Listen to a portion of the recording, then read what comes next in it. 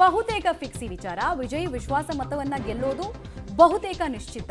Number ಅಂತ ಒದ್ದಾಡ್ತಾ ಇದ್ದವರು ಹಾವು ಏಣಿ ಆಟದ ರೀತಿನಲ್ಲಿ ಆಗ್ತಾ ಇತ್ತು. ಈಗ ಸಿನಾರಿಯೋ ಕಂಪ್ಲೀಟ್ಲಿ ಚೇಂಜ್. ಕಾಲ ಒಂದೇ ರೀತಿ ಇರಲ್ಲ ಅನ್ನೋದಕ್ಕೆ ಇವತ್ತು ವಿಜಯ್ ಇರೋ ಪೊಸಿಷನ್ ಕಾರಣ.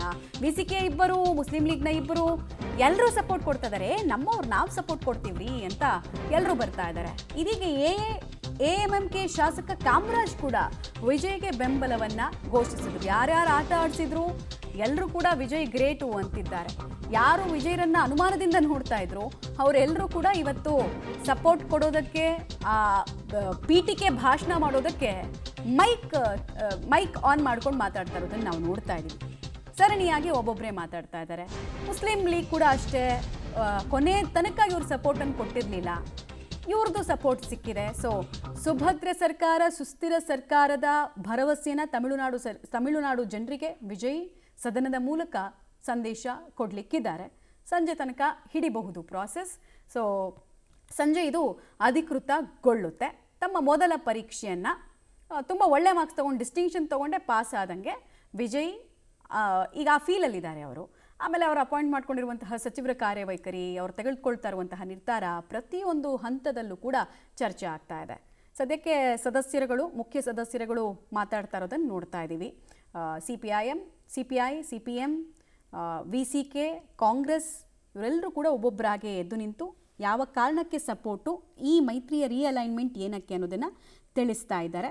ಸೊ ಈ ಮತಯಾಚನೆಯ ಪ್ರೊಸೀಡಿಂಗ್ಸ್ ಏನಿದೆ ಅದು ಅಂಡರ್ ವೇನಲ್ಲಿ ಇದೆ, ಅಂದರೆ ನಡೀತಾ ಇದೆ. ಫಸ್ಟ್ ಪೀಠಿಕೆ ಹಾಕ್ತಾರೆ. ಇನ್ನು ಅಣ್ಣಾ ಡಿಎಂಕೆ ಬಂಡಾಯ ಶಾಸಕರ ಮೇಲೆ ಎಲ್ಲರ ಕಣ್ಣು ನೆಟ್ಟಿದೆ. ವಿಜಯ್ಗೆ ಬೆಂಬಲವನ್ನ 30 ಶಾಸಕರು ಘೋಷಿಸಿದ್ರು ಅಣ್ಣಾ ಡಿಎಂಕೆ ಅವರು. ಇವತ್ತು ಕೂಡ ಆ ಸಪೋರ್ಟ್ ಹಾಗೆ ಇರುತ್ತಾ, ಅಥವಾ ರಾತ್ರಿ ಕಳೆದು ಬೆಳಗಾಗೋಷ್ಟೊತ್ತಿಗೆ ಕೆಲ ಬದಲಾವಣೆಗಳನ್ನು, ಚಮತ್ಕಾರಗಳನ್ನು ನೋಡೋದಕ್ಕೆ ಇದೆಯಾ? ಕ್ಲಿಯರ್ ಪಿಕ್ಚರ್ ಎಐಎಡಿಎಂಕೆ ವಿಚಾರದಲ್ಲೂ ಕೂಡ ನಮಗೆ ಸಿಗಲಿಕ್ಕಿದೆ. ಏನಾಗುತ್ತೆ, ಸಪೋರ್ಟ್ ಯಾರ್ಯಾರ್ದು ಸಿಗುತ್ತೆ ಅಂತ ಹೇಳಿ ಆ ಸದಸ್ಯರು ಕೂಡ ಮಾತಾಡ್ತಾರೆ. ಸಹಜವಾಗಿ ಅವ್ರು ಮಾತಾಡ್ತಾನೆ ಒಂದು ಆಯಾಮದಲ್ಲಿ ಗೊತ್ತಾಗ್ಬಿಡುತ್ತೆ ನಮಗೆ. ಡೀಟೇಲ್ಸ್ ಕೊಡ್ತಾರೆ ಶಬೀರ್. ಅಣ್ಣಾ ಡಿಎಂಕೆ ರಾತ್ರಿ ಕಳೆದು ಬೆಳಗಾಗೋಷ್ಟೊತ್ತಿಗೆ ಏನಾದರೂ ಬೆಳವಣಿಗೆಗಳನ್ನು, ಗುಪ್ತ ಮೀಟಿಂಗ್ಗಳನ್ನು ನಡೆಸೋ ಪ್ರಯತ್ನ ಎಡಪ್ಪಾಡಿ ಪಳನಿಸ್ವಾಮಿ ಅವರು ಪಕ್ಷ ಉಳಿಸೋ ನಿಟ್ಟಿನಲ್ಲಿ ಮಾಡಿದ್ರು ಅಂತ ಅನ್ಸುತ್ತಾ?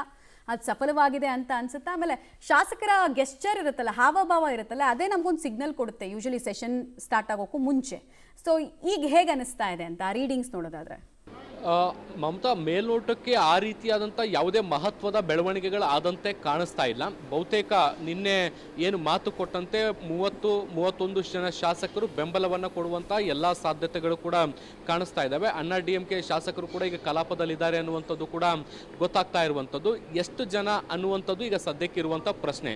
ನೋಡಿ, ನಿನ್ನೆ ಈ ಬಂಡಾಯ ಗುಂಪಿನ ನಾಯಕರಾಗಿರುವಂಥ ಷಣ್ಮುಗಮ್ ಅವರು ಹೇಳ್ತಾ ಇದ್ರು 30-31 ಜನ ಶಾಸಕರು ನಾವಿದ್ದೀವಿ ಅನ್ನುವಂಥ ನಿಟ್ಟಿನಲ್ಲಿ.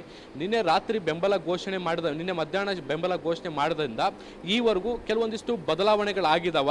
ಪಳನಿಸ್ವಾಮಿ ಕೆಲವು ಶಾಸಕರ ಜೊತೆಗೆ ಮಾತನಾಡಿ ಅವರ ವಿಶ್ವಾಸವನ್ನು ಗಳಿಸಿ ಮತ್ತೆ ತಮ್ಮತ್ತ ಸೆಳೆಯುವಂಥ ಪ್ರಯತ್ನ ಏನಾದರೂ ಮಾಡಿದಾರಾ ಅನ್ನುವಂಥ ಪ್ರಶ್ನೆಗಳು ಕೂಡ ಇದ್ದಾವೆ. ಸೊ ಆ ನಿಟ್ಟಿನಲ್ಲಿ ದೊಡ್ಡ ಪ್ರಯತ್ನಗಳು ಕೂಡ ಆದಂತೆ ಕಾಣಿಸ್ತಾ ಇಲ್ಲ. ಸೊ ಸದ್ಯಕ್ಕೆ ಯಥಾಸ್ಥಿತಿಗಳು ಕೂಡ ಈಗ ಕಾಣಿಸ್ತಾ ಇರುವಂಥದ್ದು.